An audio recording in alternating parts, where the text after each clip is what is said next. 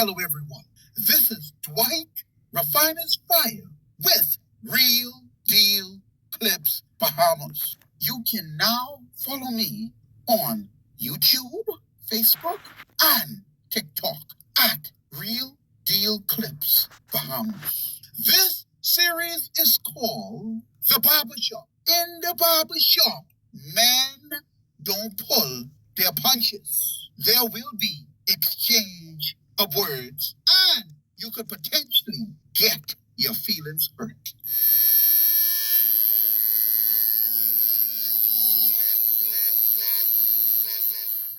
The BRICS system has developed, the BRICS Alliance have developed Bondage, which is a competitor to the SWIFT system.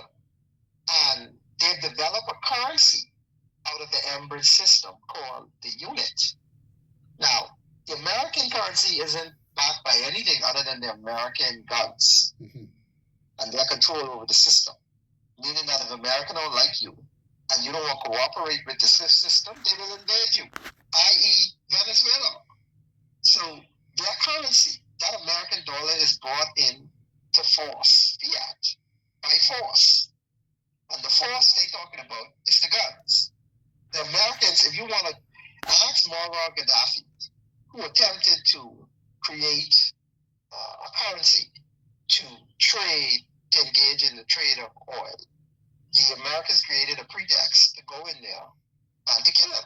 In 2011, the United States and its NATO allies led a military intervention in Libya that ultimately resulted in the overthrow and death of Muammar Gaddafi. While the official justification for the intervention was the protection of civilians during the Libyan civil war, leaked emails from then Secretary of State Hillary Clinton suggest that Western officials were also concerned about Gaddafi's plan to create a gold-backed Pan-African currency, the gold dinar. Gold-backed Pan-African currency, the gold dinar.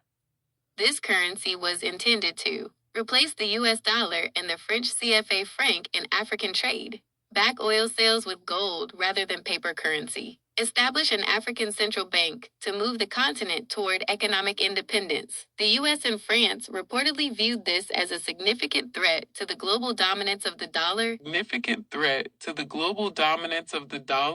the financial security of the West. Following the intervention, the plan for the gold dinar was effectively neutralized. The Americans created a pretext to go in there and to kill him. The same thing with Saddam Hussein. It wasn't really about the oil. It's about having those commodities sold in US dollars.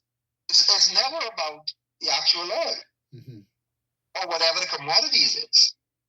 In order for the American system to survive, all the commodities around the world need to be priced in US dollars. Why?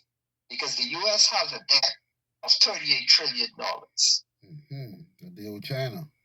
Well, you know, the world. Because don't forget, China and Japan. Japan has a strange relationship with the US, but we're not getting into that. Right. But Japan holds the most US debt. And then you have China that's been deleveraging from that position, selling off a lot of the position. But China had huge treasury holdings because China is the number one consumer of oil in the world. So in the past, if they wanted to purchase oil and they wanted that consistent flow of oil, they needed that American currency to engage in that transaction. Right. So in the past, they had no other choice. Americans had a gun to their head. And the U.S. government at any time could have shut them out of the SWIFT system. But now we're living in a new world where you have Bondage, a blockchain system that has the functionality of a 2-second transaction. So the SWIFT system gives you 2 to 3 days to conclude a commodities transaction. The new Bondage system that is being propagated by the BRICS Alliance, that's a 2-second transaction. Wow. And they've created a currency called the unit, right? And the unit is comprised of 40% gold, real gold. This is how they're building out the currency. They build it on 40% gold, and I think 10% of it is in various BRICS countries' currencies, and then they pledge commodities is the rest of it. So 50% of it is commodities, and all of these countries are commodities rich. That started the BRICS system. You have Russia with a huge stockpile of oil and other natural minerals, which you call rare earth minerals. And all of these are minerals that is needed for this green revolution. And the green revolution, who wins that future will determine who will be the leader of the world going forward for the next 100 years.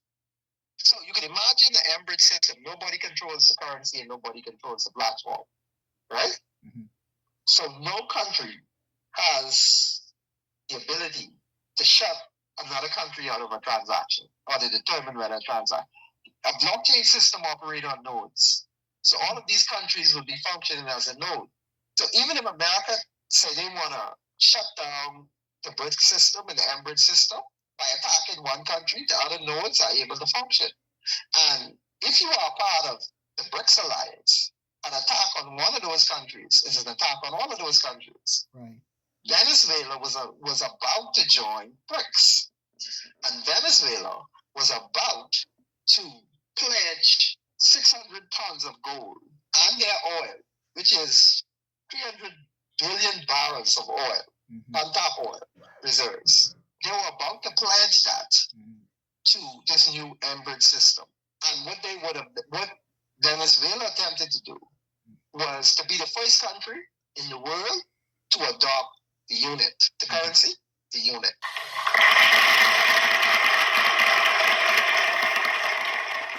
Now, I want you to bear in mind now, we are on a phone call, and this man is just giving all this information verbatim. Listen carefully now. Ain't no notes in front of him, you know. It is a blessing from God to go from this, Mr. Davis trying to make up a lie on the fly. Note for the record, I have not altered this audio you're about to hear in any way. It is in its original form. Sovereign Wealth Fund. And the other, they not just to give out to people, right? And it's not that you get a dividend from a sovereign wealth fund. Listen, when the angel of God touch the tongue of a liar. Listen.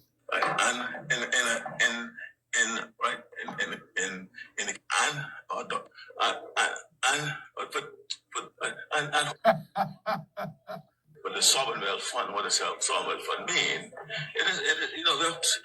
The sovereign wealth fund is so to again create so the time, that's just all about, right?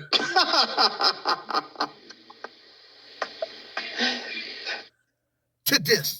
So in 2026, the unit, this new currency that's far superior to the US dollar, because the US dollar is only backed by the American military might, and it's in debt that it could never pay off, $38 trillion.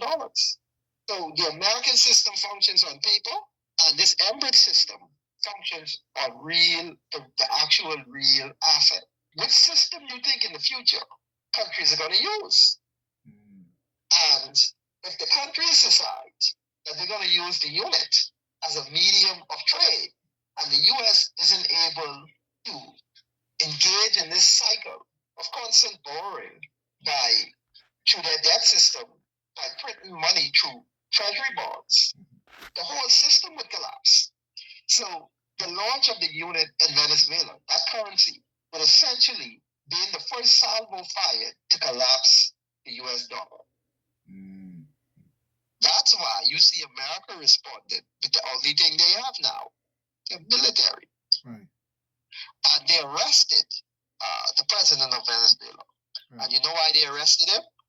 So they can actually run the government system to make sure that unit, that new currency, isn't launched in Venezuela.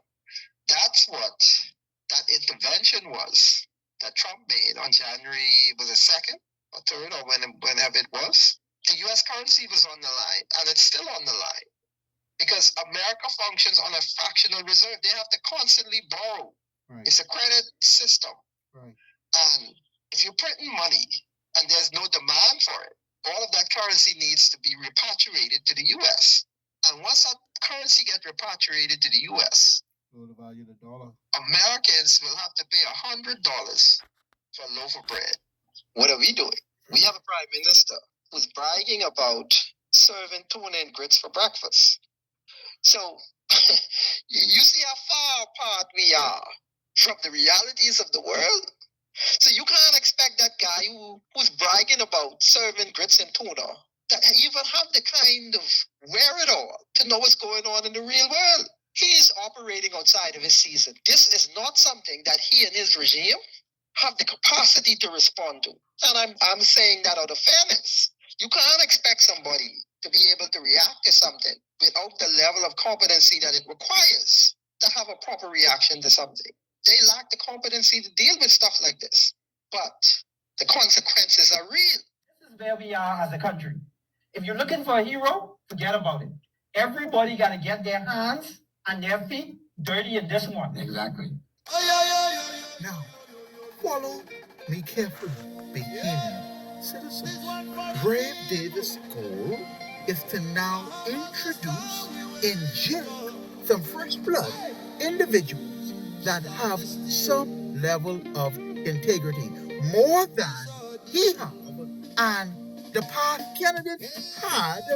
Because see, that old blood now, because they're considered old blood, they have lost their integrity because they took the bribe from Philip Davis. So you have to get rid of some of that old blood and now bring in fresh blood that we would call fresh blood of integrity, some level of integrity. Bring them into the fold now with hopes that the Bahamian citizen would bite and give him a second term so he could do what he did in his first term. He stole $20.1 billion in carbon credit money. You think now this new crop of candidates gonna buck against Mr. Davis? You think they gonna go against leadership? No, man, they ain't gonna go against leadership that's giving them an opportunity. Meanwhile, the F&M intend to introduce their own slate of new candidates. Mind you now, with the F&M MPs, only one former F&M MP didn't take a kickback. All the others, along with Michael Pintock, took a kickback, a bribe from Philip Brave Davis. But the F&M plans to bring on their own new slate of candidates with hopes to sway you to vote for them. Because they like this plan now that Brave Davis hovering set up. Their only goal is to control this system that controls your money. The PLP and the F&M cannot be trusted. And the COI is where you want to be because they themselves reek of corruption. They have not demonstrated that they have integrity and that they can hold their leadership accountable when they see, smell, recognize corruption. This our future. Make it